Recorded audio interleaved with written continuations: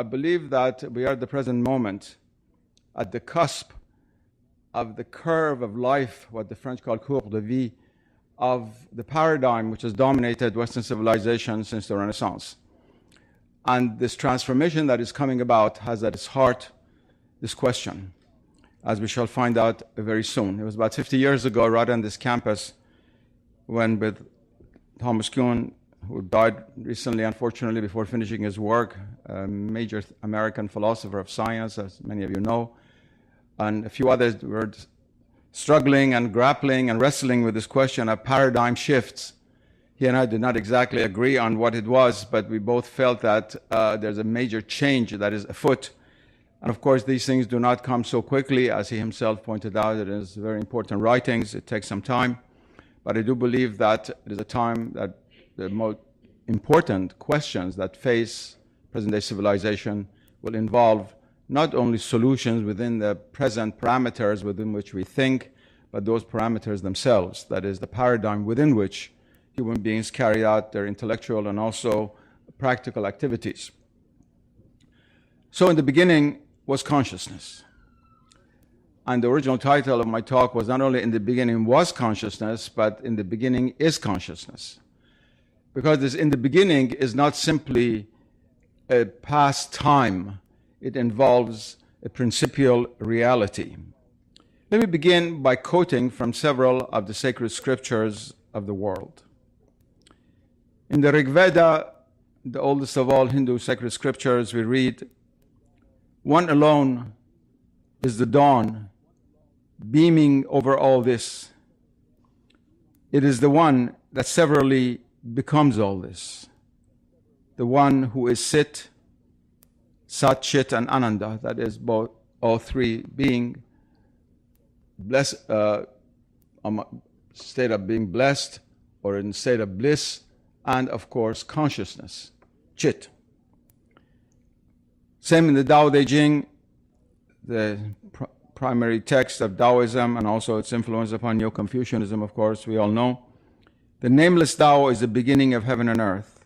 The name Tao is the mother of 10,000 things. So at the origin, you have the Tao, which in fact is consciousness. I'll come to consciousness in a moment. And of course, we all know the book of John. In the beginning was the Word, and the Word was with God, and the Word was God.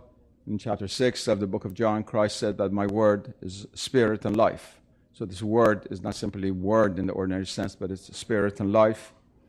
And finally in the Quran, in chapter 36 of Surah Yasin, but his command when he intendeth a thing is only that he saith unto it be, and it is. Kun fayakun. And so the origin is very explicitly stated in the Quran to be the command of God, which is itself, as the word Amr, A-M-R, is considered to be on the level of what we call logos in the logos theories of theology and philosophy, logos doctrines.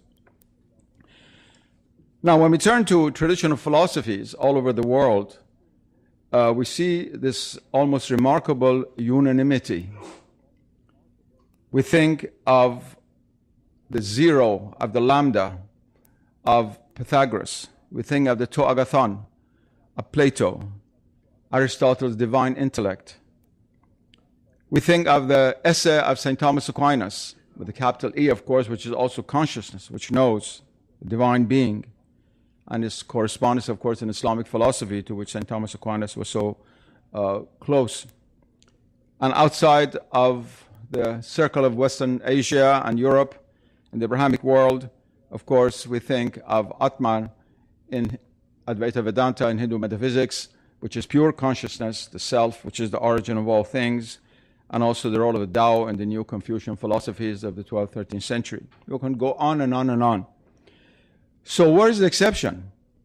The exception really is to be found in the world in which we happen to be living. Before modern times, there were philosophies for which consciousness was not primary and in the beginning. We see it in the Greco-Roman antiquity, we see it in certain schools of Hinduism, but they were really minor. They did not dominate over the vision, over the world view, the Weltanschauung of the civilizations in question. And in all of these civilizations, there was a mentality in which in the beginning did not imply only a beginning in time somewhere back there. We shall come back to that. It's very important. It's very significant that in English we say in the beginning was the word. In the Vulgate it says in principia erat verbum. So in the principia, in principle, was the word, and not only temporally. And these other civilizations were all very, very fully aware of this. Now, the reality of the primacy of consciousness begins in modern times at the end of the Renaissance, especially with the scientific revolution. Before I turn to that, it's very important, if we're going to be philosophically serious, of course, to define what we mean by consciousness. Those people who believe that philosophy should only deal with what is operationally definable, that is making philosophy a handmaid of physics and engineering, of course, there's certain concepts with which they do not deal, namely what's behind me, the word veritas, which should be taken off, if not put in the philosophy department, because that cannot be defined from the point of operational methods that is used in analytical philosophy. But the universal concept of philosophy is to that which I'm appealing, and the traditional understanding of philosophy, which also is very rigorous, but not necessarily operational, because it's impossible to define consciousness operationally. Every time you try to define consciousness operationally, you have to make use of consciousness in order to do so. It's like the famous saying of Pascal that you cannot define to be, because every time you use a sentence, you say c'est, that is, it is. And you're already using the verb to be in order to define it. So, of course, then you have a circular argument, and that's not acceptable. Now, it's a paradox that something as obvious as consciousness cannot be externally and operationally defined. That is true. But we all know what consciousness is, even if through some kind of solipsism, or at least a kind of inward way of deluding ourselves as being the only reality, we might deny the world out there, or through some kind of sophism try to deny the reality of consciousness. We do so in both cases through the use of consciousness. Consciousness is the most primary reality with which we judge every other reality. Consciousness for these traditional civilizations, for religions and philosophies, was not a state, it was a substance. It was not a process. It was something that was, like being itself, which was at once luminous and numinous, at once knowing and knowing that it's knowing, knowledgeable of its own knowledge, at once the source of all sentience, of all experience, and beyond experience by having knowledge that is experiencing something. That is why even the most skeptical philosophers had a great deal of trouble negating it, even those who were skeptics from a religious point of view. We have the supreme example of that, of skepticism, of course, in the famous Cartesian method. Descartes was, I think, wrong in many ways, but he was right in one thing, and that is that if you doubt everything, you cannot doubt the fact that you're doubting. And it's from this comes, of course, the famous cogito ergo sum, the cogito of Descartes, that is, I think, therefore I am. The therefore is unfortunate because the therefore has other consequences. Descartes should have said, I think, therefore God is, but he forgot that. But nevertheless, the fact that if you negate everything, if you doubt everything, you cannot doubt the instrument with which you're doubting. And if you think this begins with Descartes, the great Persian philosopher Ibn Sina, Avicenna, over 1,000 years ago, talks about the hanging man, al-insan al-mu'allaqa. That is a man hung in the middle of space. So his feet do not touch anything, his hands do not touch anything. He doesn't know where he is. He can doubt the existence of the earth. He can doubt the existence of the air. There's nothing that he can not doubt. The only thing he cannot doubt is himself, that is doubting other things. So in fact, Descartes' argument is not the beginning of it in the history of philosophy. There have been other instances.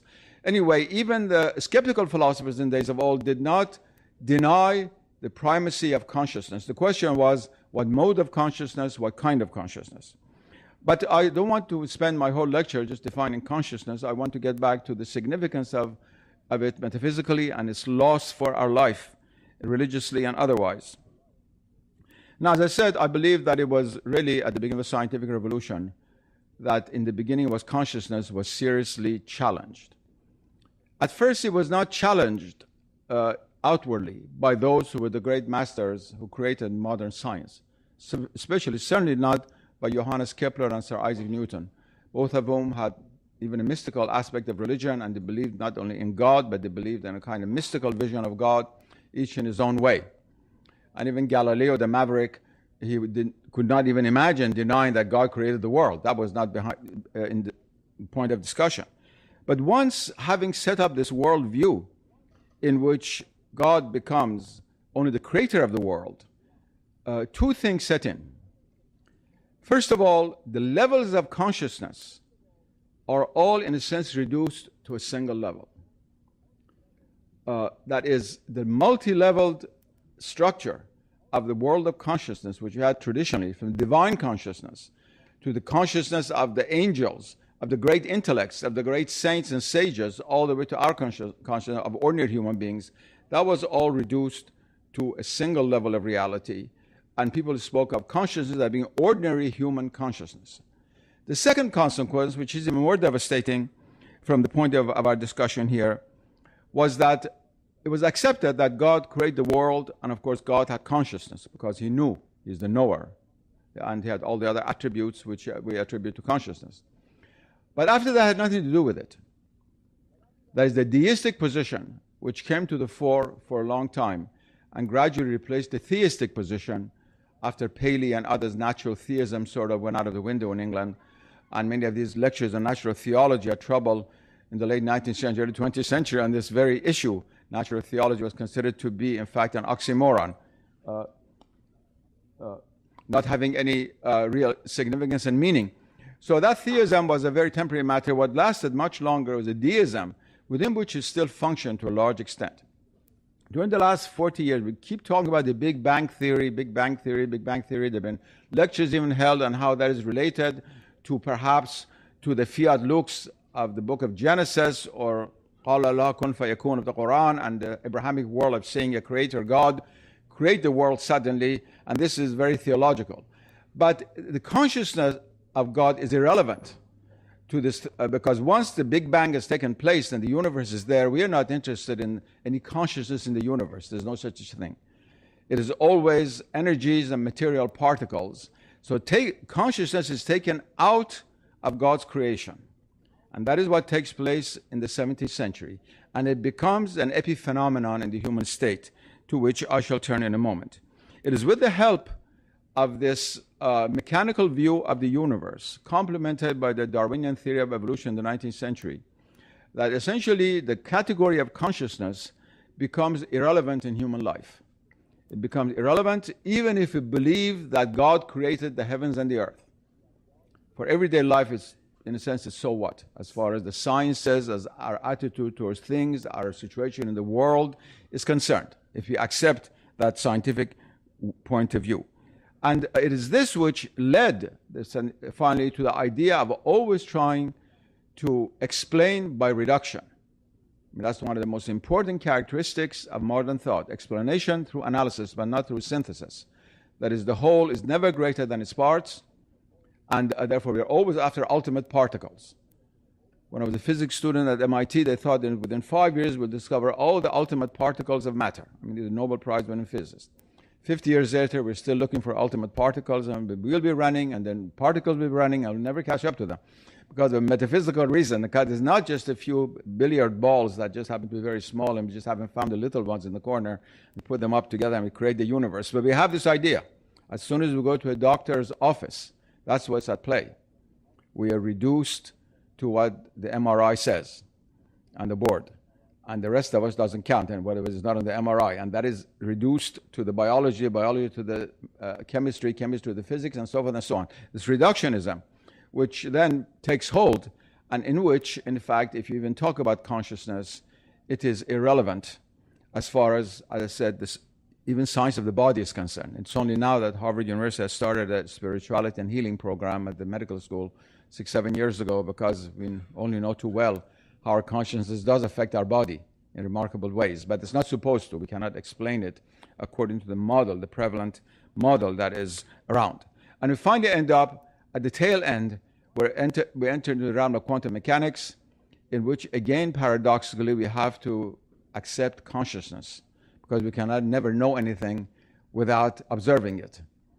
And the question that psychons, that some of you may have heard of, and physicists have spoken of course, most physicists have not accepted, that we have psychic particles, that is consciousness particles, along with neurons and so forth, and neutrons and all the other things that are around. That is itself is a way of trying to come to terms.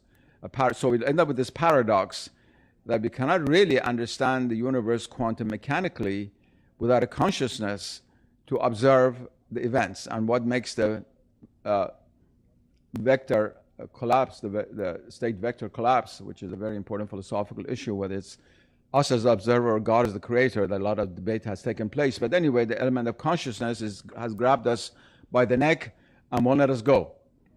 And then the remarkable thing is that when we come to the end of this period of the gradual dissolution of this Renaissance 17th century paradigm, the other extreme enters into Western society. For example, Hinduism is at the antipode of this 17th century view, in which everything has consciousness.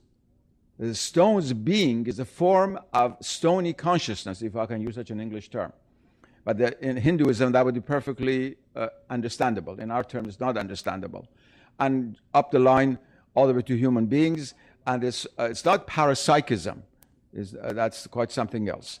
But you also so you have the Hindu doctrines, other ideas coming from the East, and then you have all the occultism and the pseudo sort of religious elements which talk about panpsychism and all kinds of things coming into that very world, which had negated the reality of consciousness from everything in the world except the human beings. And perhaps God. If you believe in God, whether you believe or not, it was irrelevant to our situation in the world as far as the world around us was concerned. Now, this banishing of consciousness from the cosmos, denying that in the beginning was consciousness and also in principle is consciousness at the present moment, has had very deep consequences, I believe, for the human state, for what we are suffering through, what we're going through today. And I thought that it would be important to say a few words about it. Let's not forget that we don't want to accept this, but the scientific theory is that consciousness is an epiphenomenon in the cosmos, possessed by very irrelevant people on a very irrelevant planet in a very irrelevant galaxy who happen to know all of these things to say that they're all irrelevant. But that part nobody talks about. That second part nobody talks about. So it's not really considered to be a major reality in the cosmos. In fact, it's not even a minor reality. It's practically not there. We have a cosmos which is not only dead, but without consciousness. And nevertheless, consciousness studies it in a particular mode of consciousness that we have. Now, what are the consequences of this? First and foremost was the withering of religious life by reducing levels of consciousness to the lowest and the most ordinary. I believe one of the reasons for the withering of mysticism within Western Christianity, not only Protestant Christianity, but to some extent Catholic Christianity, was this loss of the vision of levels of consciousness. In medieval times, or even in the Renaissance, Teresa Avila had visions of Christ and so forth and so on. That meant something within that universe. Whereas when Swedenborg was having his visions in Stockholm with the Swedenborgian church down the street, that didn't mean anything in the scientific culture of that time. And so the position of Swedenborg's vision in the Christianity of the 18th century is very different from that of St. Teresa of Avila in the Catholicism of the 16th century. And so it had a very important effect upon religious life. And also it had a very important effect, of course, upon cutting off man's consciousness from the higher levels of consciousness, which did not go away by our denying them. That is taking away the ladder. If you say there's no third floor in this building, you'll not try to go up to the third floor. And therefore, the quest for transcendence, for the empowering, you might say, and illuminating of our consciousness, which was always the goal of all traditional civilizations, became irrelevant.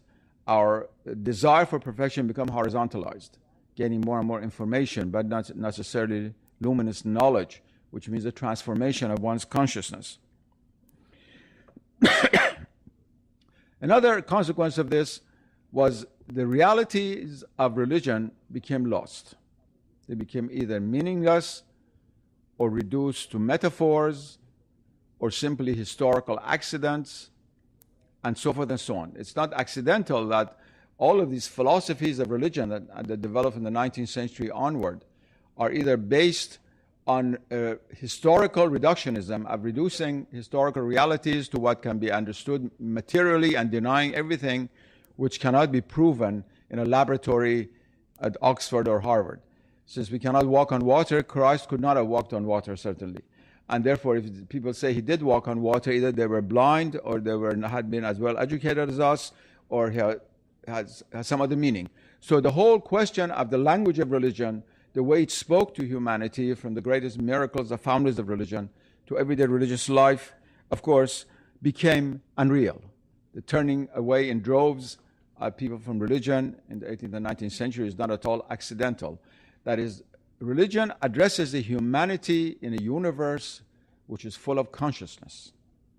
Not only is the divine reality consciousness, you have hierarchy of angels, of various conscious beings, now reduced to UFOs. I shall come to them in just a moment. Or in the non-Abrahamic world, there's in the Buddhist Tibetan tradition of all of the hierarchy of the various Buddhas and Avalokiteshvaras and all kinds of beings, intermediate worlds, the world of Hinduism, all the gods and goddesses, and you can just go down the line. There's no religion in which the universe is not filled with consciousness. Even with these most rationalistic Muslims who try to interpret Islam in a very dry and rationalistic manner, they cannot deny the reality of the Archangel Gabriel, without which there would not have been a Quranic revelation. They cannot deny the verse of the Quran in which this is written.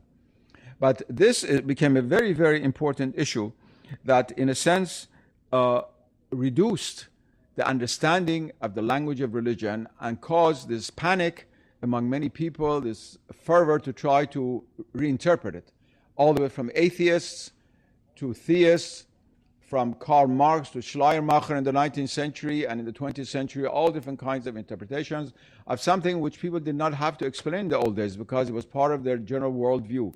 It was part of the universe. God could speak to the trees as well as to us. Angelic beings could manifest themselves. They could bring knowledge. Consciousness was unlimited, of course, to the human order. And it even affected the relationship between the human being and God. And it's true that these events did not destroy the reality of God in the minds of many people. But it did affect that relationship. Even the question of prayer and the efficacy of prayer. How does God answer prayer? Of course, in a mechanistic universe in which consciousness is put at the beginning in time, this is a very difficult thing to explain rationally. What are the agencies through which the divine can come into our lives? And so it had to be done through emotions. Most theologians in the West try to explain this emotionally without really confronting intellectually, in the most rigorous sense, the challenge of the mechanistic universe. They try to circumvent it. And of course, Christian theology suffered a great deal in the battles that were fought, because you had to accept more and more a scientific point of view. Even today, we have all this movement for better relation between religion and science, started by the Templeton Foundation. I was their advisor for several years, but I don't have time. I withdraw myself. But it's always the theologians have to give. The science have never to give anything.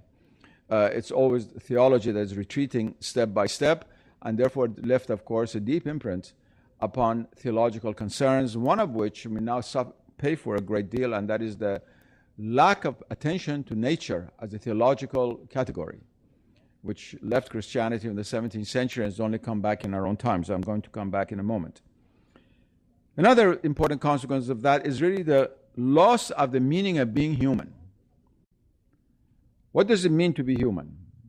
I don't think this is just an academic matter. Of course, we would say someone who has an immortal soul, for a Christian.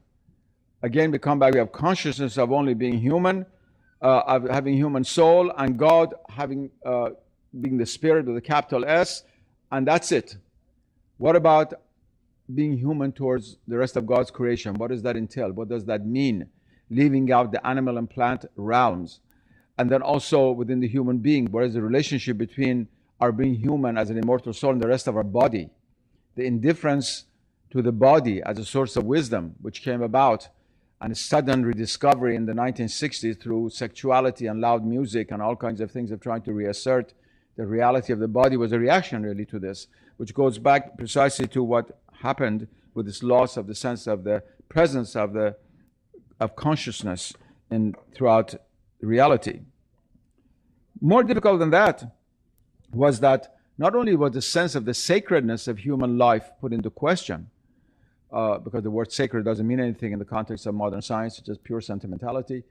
But what happened was that human beings lost their home.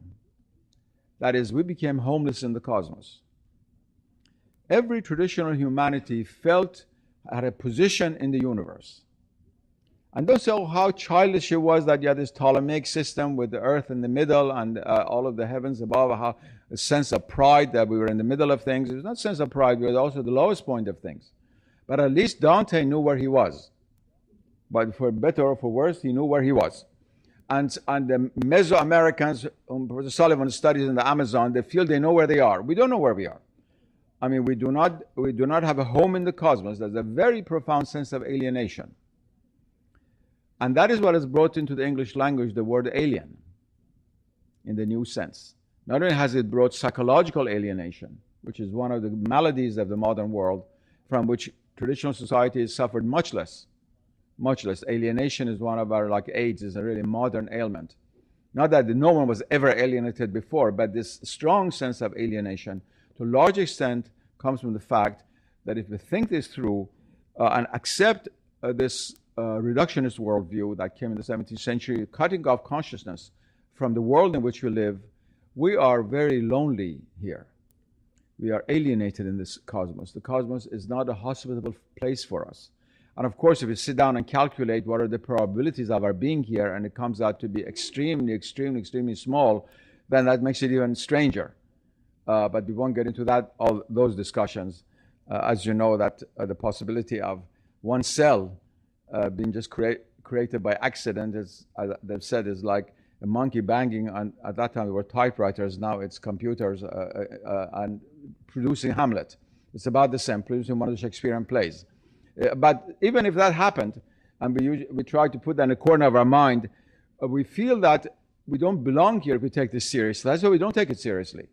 Any person who walks in the street and smells a flower, so how beautiful, that person is not taking this point of view seriously, even if he's a professor teaching it at class. Because our human psyche, in order to remain sane, has to feel at home somewhat. And this has nothing to do with the mystical alienation, which a lot of these people writing on the environment today have confused the two.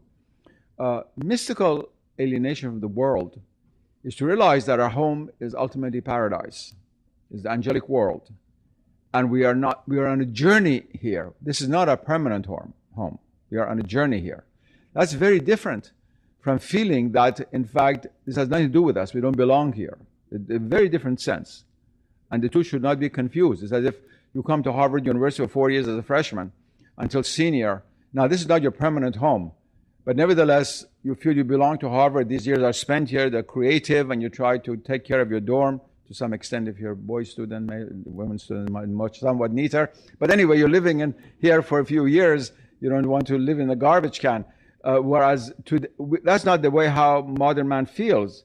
The world around us, from which we're alienated, also becomes worthless in a sense, and therefore of value only as far as our own immediate impulses and so-called needs, which are really usually mostly pseudo-needs, are concerned with the catastrophe that it brings about with the world of nature. Now I want to turn to this point. The consequences of the alienation from the world and this loss of vision of consciousness as being, in a sense, omnipresent throughout creation, most of all, of course, is in the relation that has been created between modern man and nature, modern men and women. I wish it were true that only men ruin the environment, the women save the environment. They should be made the head of every company in the United States immediately and solve the problem. But unfortunately, the issue is much more complicated than that. But I'm using the word man here in the older sense of the term, not male. But in the human being and the environment. This issue, of course, is now very much in the center of our attention. I remember that right in this library in the early 60s, I spent the summer when I was teaching here at Harvard. doing research on the book that came out as Man and Nature, the Rockefeller Series Lectures, which I delivered the year after at the University of Chicago, which is still in print, like the three Muslim sages, which sort of foretold the environmental crisis. None of the theologians, either here, some of my friends, or in England, were at all interested in what I was saying. The theology of nature was a non-existent category. Nobody was interested in this. And they said, what is all this you're talking about? And they were angry at me for even speaking about these matters. The fact that the environmental crisis has a religious, theological, spiritual basis. It's not just bad engineering, as some people think, as a deeper root. And I think that has everything to do with what we think of the world around us. I mean, what is this tree I'm looking at the window?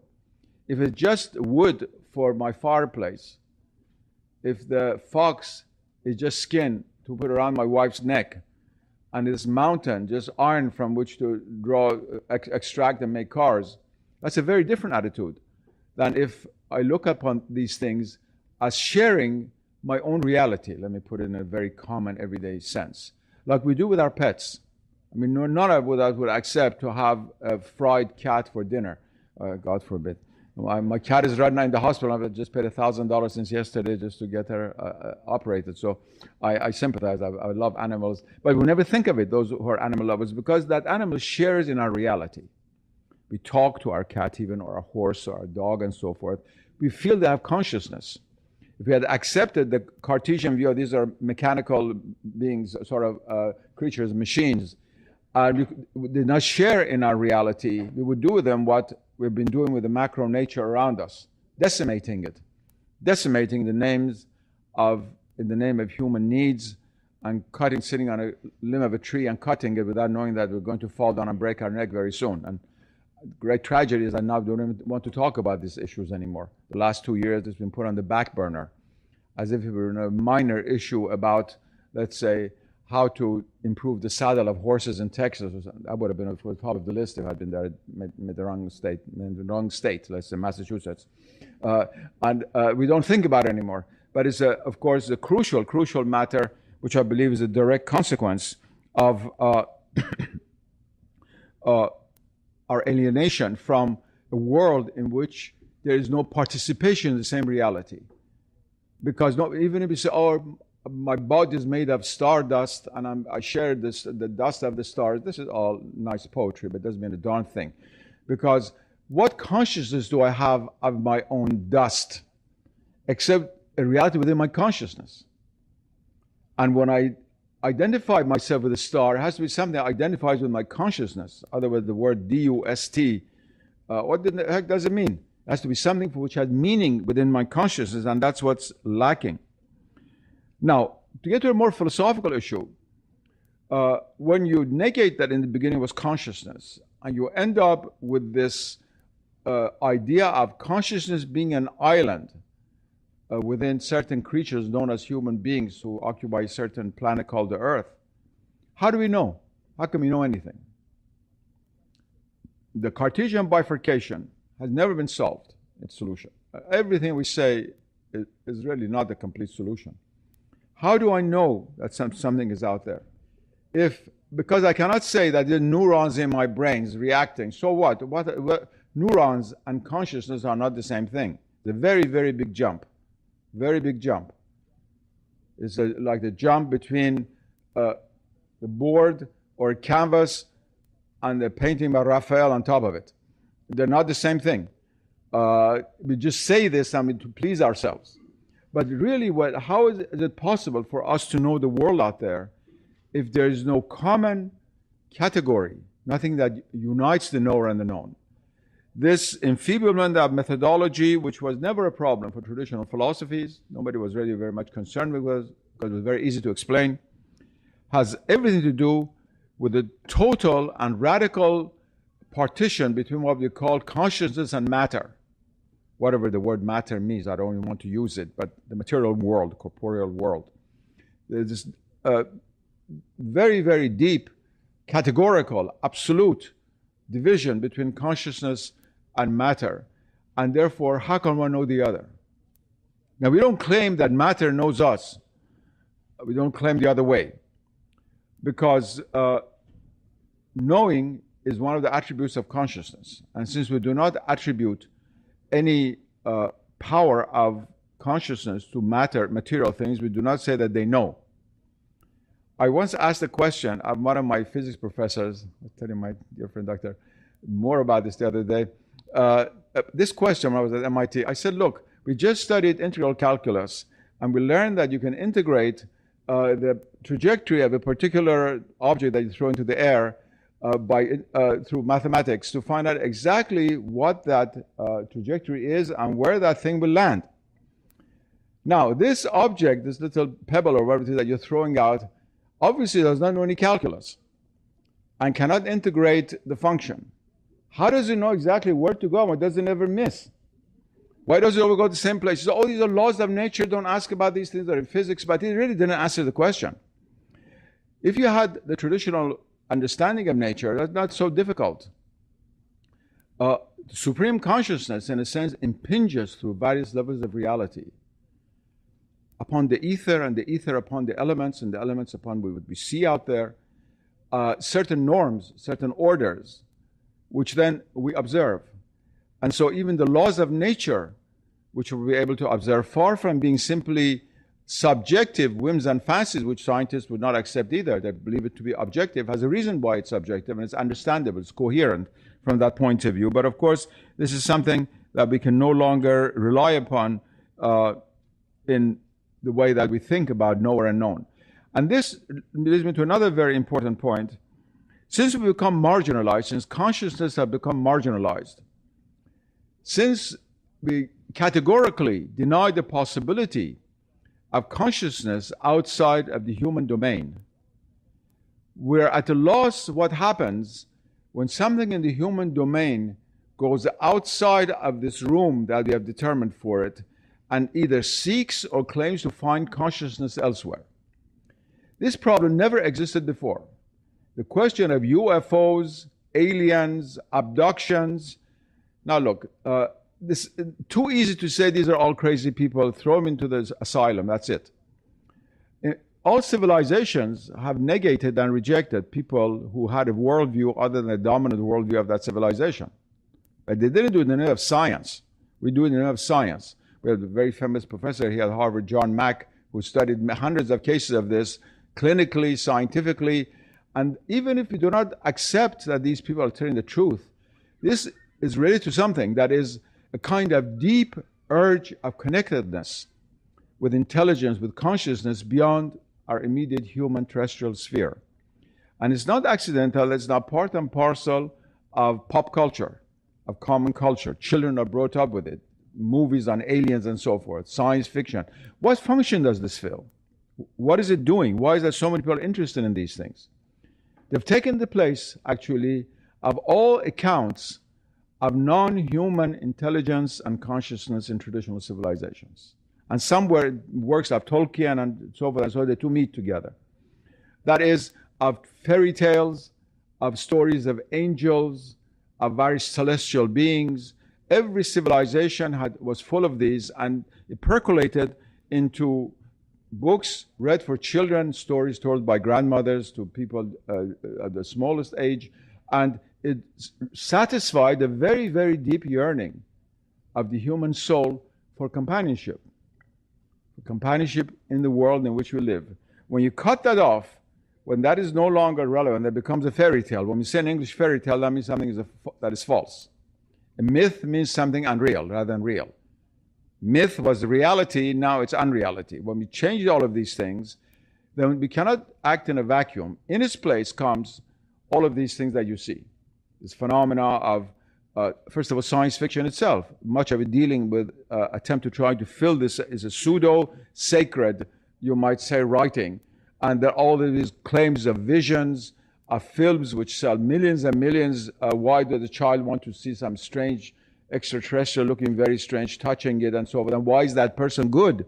Why is that alien good? And so forth and so on. These are extremely profound issues which deal with the total psyche of a society which has been banned from having contact or even thinking that it's possible to have contact within a universe in which there's other form of not only life but of intelligence and of consciousness.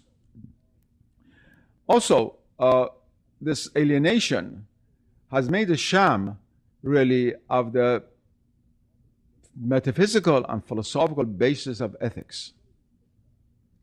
This is a very big claim that I'm making, and it's really subject for another day. Some other person should talk about this, but let me just say a word about it.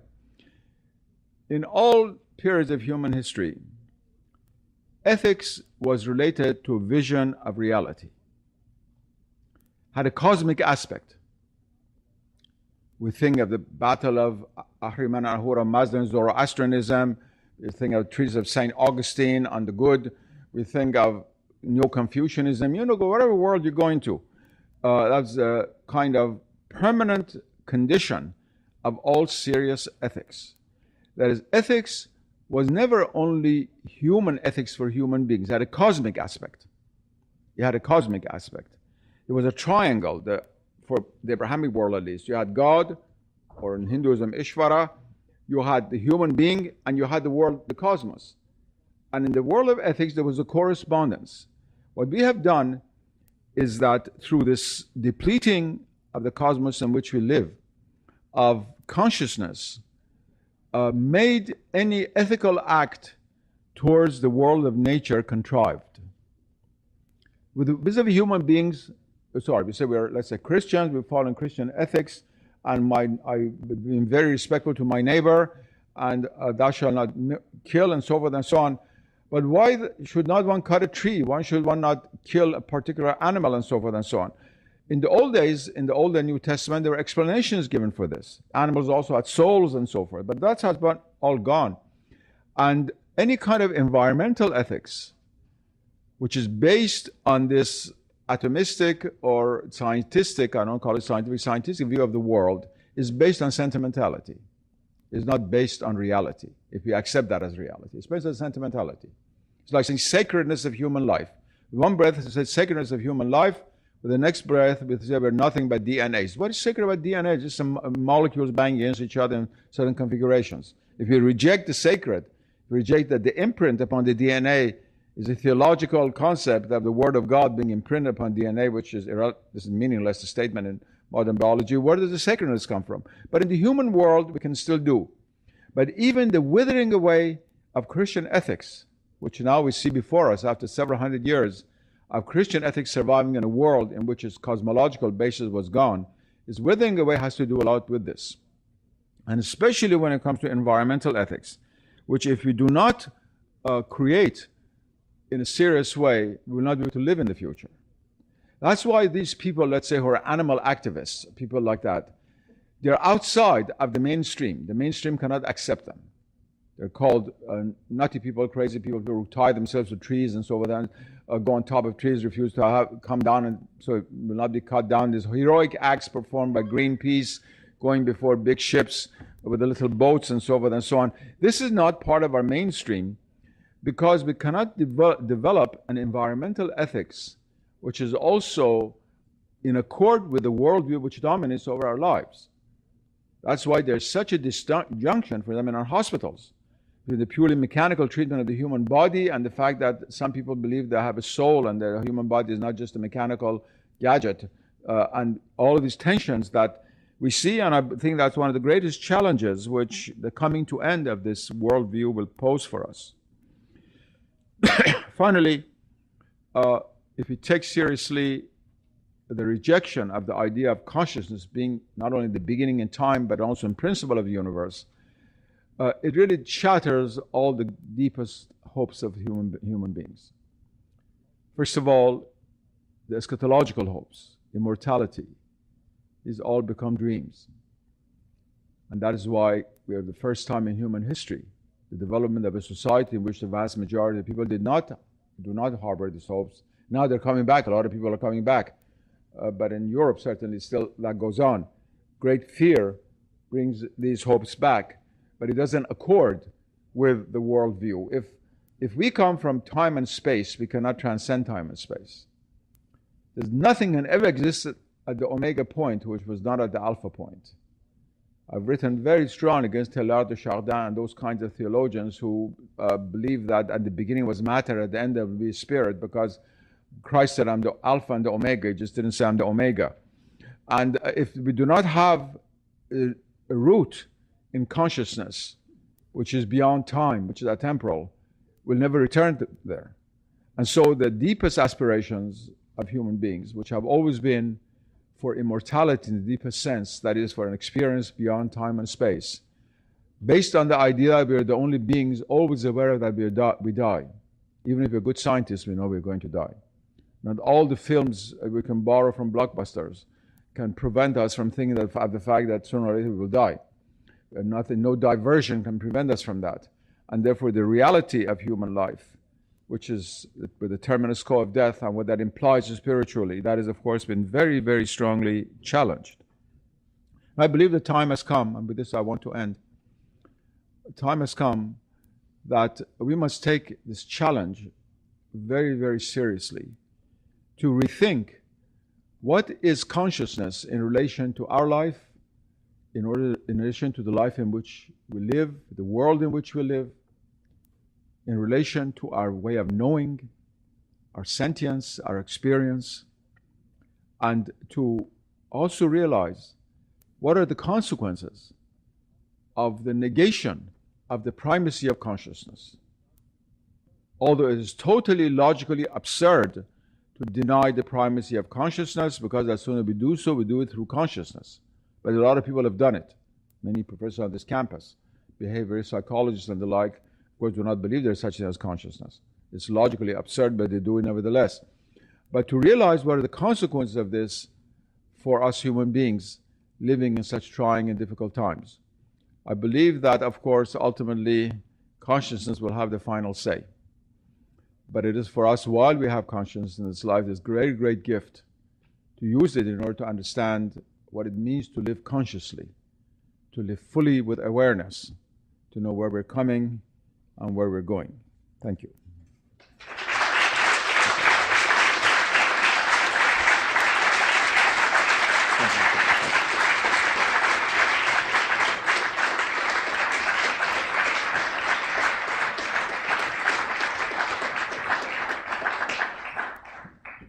Professor Nasr has agreed to take some questions, so if you would like to put them to him, perhaps I'll let you field them and then I'll reappear at a moment.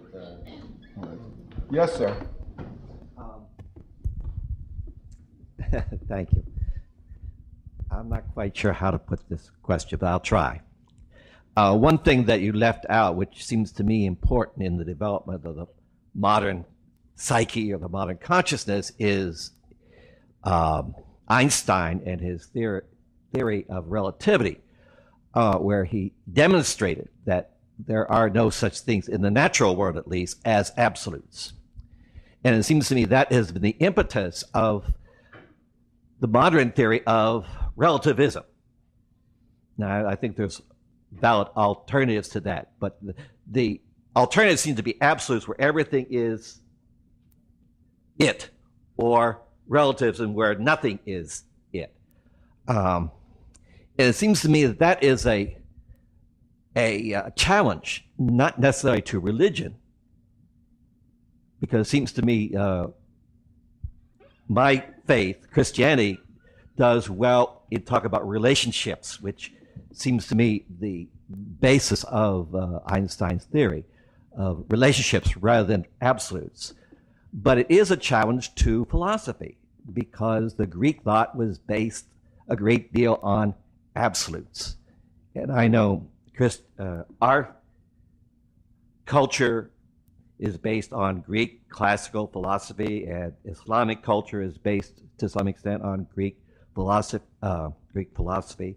And how do you address this question or this problem of absolutes?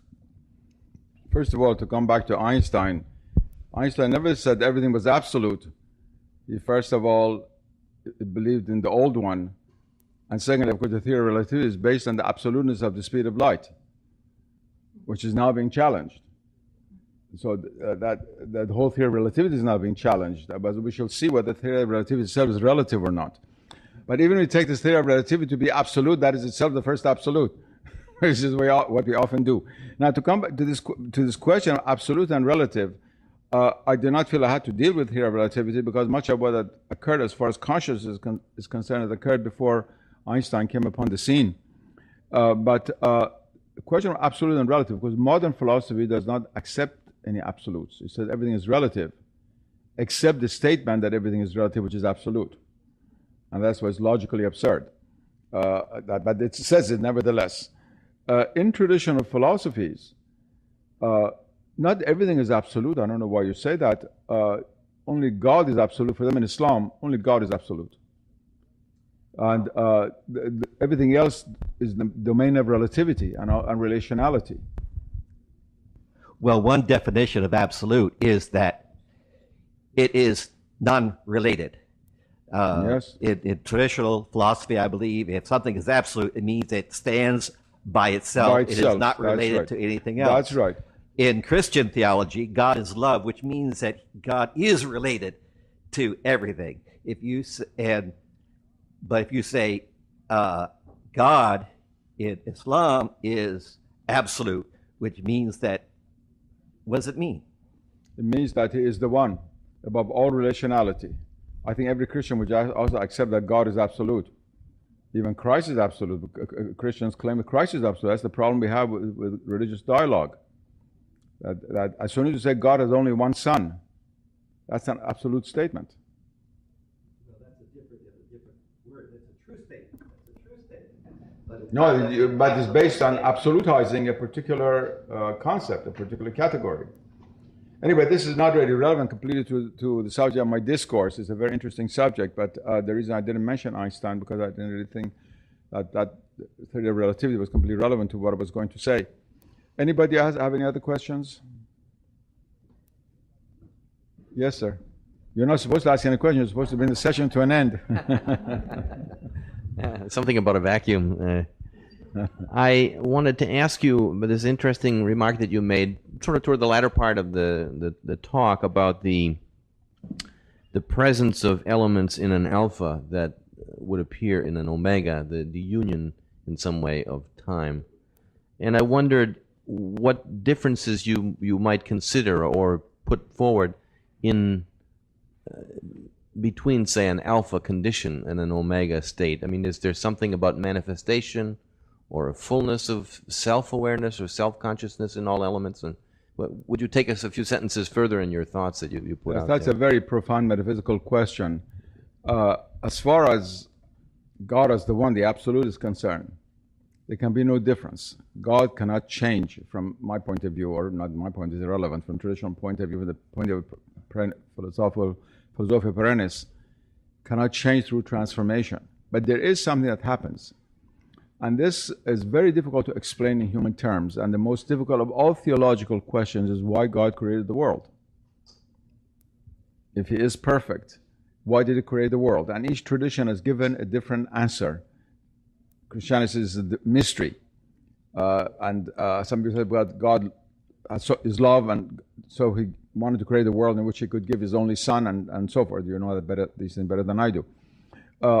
Islam has a very interesting answer to this, which has been commented upon by Sufi commentators over the centuries.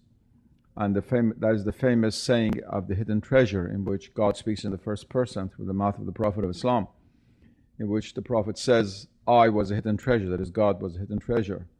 I wanted to be known. Therefore, I created the world so that I would be known. That is, you might say, God is not only absolute, but He's also infinite. And being infinite, He must contain all possibilities. Containing all possibilities, He must contain the possibility of His own negation, which is the world, and His coming to know of Himself outside of Himself, in a kind of objectivization of His own reality in the mirror of His own creation, which is the world. And so there is, from that point of view, a difference. Nothing is added to God, but certain possibilities in the infinity of divine nature are realized in this way. That's really all that one can say of it. Yes? Do you believe that there are ways to reestablish the knowledge that you speak of consciousness in its complete aspects? And if so, what are they? And if you don't believe there are ways to establish that or restore it, in a large sense among humanity, what is the logical consequence? I first of all think it is possible to restore it, but immediately not among the many. That starts from among the few. You first of all throw a pebble in the pond and you have a small circle and larger and larger and larger to larger people. I do not believe that it's possible to suddenly bring about a transformation of the masses, you might say, especially since the mass media and so forth are all working in the other direction. By the fact that we're never alone, we have very little chance to deepen our consciousness. We're always, in a sense, challenged or energized or what we think or amused by something outside of ourselves. You see very few people walking today without something under the ear, listening to something coming from the outside into their mind. So all the forces, in a sense, are working against it. But at the same time, there's no doubt in my mind whatsoever that has been, in the last few decades, a great deal of attention made and paid in those sectors of humanity which had been indifferent to this, in what the meaning of consciousness is in the deeper sense, and the knowledge that derives from it, and how to attain that consciousness. A lot of these pseudo-religions and so forth are based on that. They cater to this need. The need is there. There's no doubt about it. But I do not believe it will be realized by, either these pseudo-gurus and so forth, or opening up big shops and having, or a radio station for enhancement of consciousness or things like that. It has to start with the smaller groups, and then through really education. I don't mean only formal education, but education in the larger sense of the term, even through the arts and so forth. Gradually, perhaps, it can be somewhat expanded. But unfortunately, I believe that nothing of these things will occur on a vaster scale without some kind of a catastrophe waking us up. There's nothing better to be conscious when you're asleep than when some animal bites you. You immediately wake up, and if you're camping outdoors. We need one of those bites before our hand is bitten off. There is one little bite. And I've always said that's the greatest grace we could receive from heaven, is to have a little, at least, shock to wake up before we have a big shock from which we might not wake up. Yes, sir. There is an experience, religious experience, that's found in all cultures. The Muslims, I call it fana. Fana. Fana. In the West, sometimes called mystical union, or born again. In the Midwest, they call it the born again experience. Samadhi, so forth. Could you talk about consciousness during that experience? First of all, I don't think all of these are necessarily the same, especially born again, because one can regain faith in religion. Kind of born again Christian, born again Buddhist, born again Muslim, but not on that level of fana or samadhi. Let's say every Thai who comes back to Buddhism, even if we don't want to mention the Midwest, is going to receive samadhi. Nor every born again Christian in Indiana is going to become a Meister Eckhart. I wish that were the case, but that doesn't happen. But this is definitely true in all religions, and I shall say something about it. Let me just start with the word fana, which you mentioned, which means extinction in Arabic, which means extinction of our consciousness of ourselves, not in the negative sense as falling asleep or becoming drunk, of the opening of the consciousness to the divine reality, which is supreme consciousness or supreme reality, where being and knowledge are the same. And there's no use for me to describe to you how this happens, because there seems to be something contradictory in it. That is, human beings have the capability of being aware of their own nothingness. Now, if you're nothing, how can we be aware? And so it's really something experiential. That is, but what it really is that the individual human consciousness dies to its ordinary level of awareness and consciousness. That's the death part. But participates in the absolute consciousness of God. And what that means for each person is different. But what it means also is that the limits, the human limits, in a sense, are erased at the moment when this experience takes place. That's why some mystics have daringly spoken of union with God, and I am God, and I'm swimming in the ocean of God, as Meister Eckhart said, or Halaj said, I am the truth, and so forth. It's not the individual ego anymore. The ego consciousness has melted away. I was talking about the levels of consciousness. And the consciousness opens up What you're talking about is the supreme level. There are many intermediate levels. Before you get to samadhi or before you get to fana, you have to cross many other stages of consciousness. But the ultimate is the opening of our limited consciousness to the infinite consciousness of the divine. That's what it is. I'll take two more questions. Yes?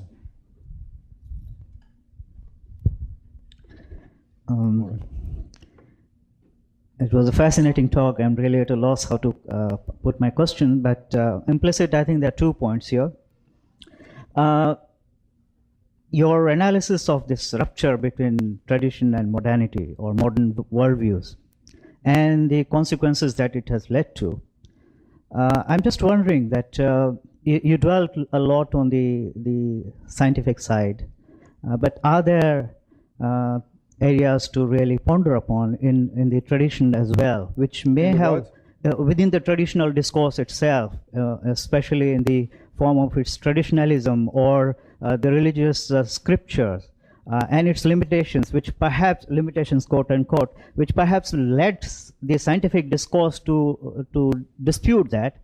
And I just don't know, is there a way to see some reconciliation between the two rather than seeing them as antagonistic? Although you didn't say it so explicitly, but what I'm wondering is that two things. One is, how do we look at the limitations of the religious discourse as well? And also if we could find a way not to see them as antagonistic, and then there's some ultimate unity between the two then. First of all, there are certain events that took place within both the religious and philosophical circles in the West before the scientific revolution, which made the scientific revolution possible. There's no doubt about that. It was only a one-sided story. It comes from both sides. Secondly, the question of reconciliation. A lot of people have spoken about that. Reconciliation between what and what? That is, if you have an absolute claim to particular and understand the truth, then you cannot accept another claim which also has an absolute claim. During the last few centuries, almost every case has been in the West, religion which has been conciliatory and given up, or science has not given up anything. It's really the dominant power. It is, in a sense, the religion of the modern world. That's what jokingly, that's why everybody who wants to sell products on television wears a white robe of a doctor instead of a black robe of a priest, obviously. So it's not that you have two equal forces, now you give half and you give half. Secondly, on the question of the truth, it is not a question of compromise. It's on the plane of action you can compromise. But on the plane of truth, neither religion nor science can compromise. What can be done is and many individual scientists have accepted that, but the scientific worldview does not accept that, including most philosophers, because philosophy in the West since the 18th century, with a few exceptions, has become a handmaid of physics since Kant. It is not independent of modern science, so they run along with it, except a few exceptions, Kierkegaard, a few other people, perhaps Hegel. The important thing is that in the scientific point of view, the scientific view of nature is absolutized as being the only view of nature. And everything other than that is rejected in total as being false. That is why even deconstructionism, which is taking place in the United States, on the ideas of Derrida and Lyotard and people like that, it takes place mostly in the part of the comparative literature, not in the physics department. I mean, a few people write about that, but it doesn't touch the sciences. It's deconstructing the humanities. And the few who want to deconstruct the sciences, they're thrown out very quickly. So this idea of reconciliation is a very good idea, but provided we do not lose our sight of the truth. And neither religion or science can do that. But it's possible to reconcile, provided we have an idea of the hierarchy of knowledge. In my book, Knowledge and Sacred, I've spoken about that quite extensively. But if each side claims for itself the absolute truth, and religion also does not make use of the deepest resources of its teachings and just sticks to the most superficial interpretation, which has in fact no answer to many of the questions posed by modern science, then no reconciliation is possible. I get your second question. Last to you and the lady there. I think because no women asked the question, please. I'll come to you last. Are there no scientists? I was under the impression that there are some cosmologists now that are beginning to talk about the underlying reality being consciousness. I attended one of those Templeton meetings of theologians and scientists, and there were several cosmologists who seemed to be moving in that direction. You're right. That's correct, and that's part and parcel of what I said at the very beginning. We're coming to the cusp, to the end of this, what I feel is the curve of the life of this type of scientism and the paradigm that's dominated over the West for several centuries, and that's one of the signs of it. But that has not percolated into the way we look at the world. Yes, there are a number of psychologists and cosmologists and physicists from different sides who speak about these matters, yes, but it has not become part and parcel yet of our worldview. The last question. As I've been listening, Yes, why don't you use that so everybody can hear you? Okay. I hear a lot of resonance in your thinking with the thought of Carl Jung. Jung, based on his own clinical experience, posited a consciousness that's autonomous. Doctrine of synchronicity, or his sense of synchronicity, is that consciousness has operational effect that's complementary to, if not co-equal with, materialist cause and effect. In an article called Answer to Job, he talked about a God force, or this higher consciousness that comes to a greater awareness of itself through the increase of the consciousness of humans. He even talked about UFOs in one essay as psychical, synchronous kind of product of our longing for company in the universe.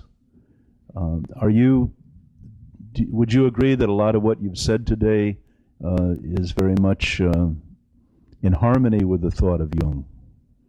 Not really.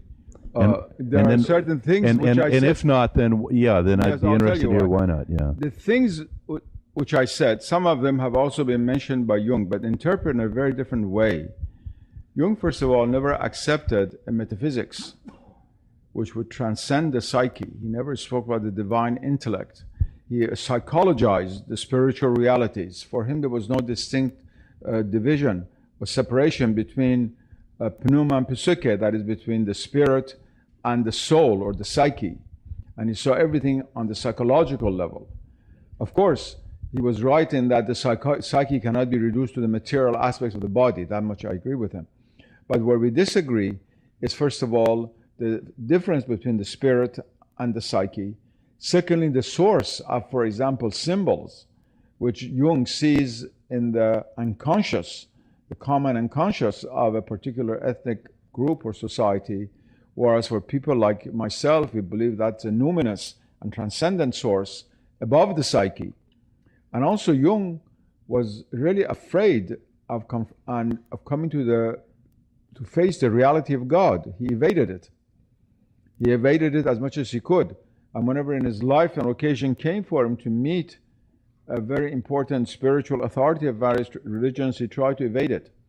Because I think this idea of psychologizing the spiritual, seeing people like that threaten that vision.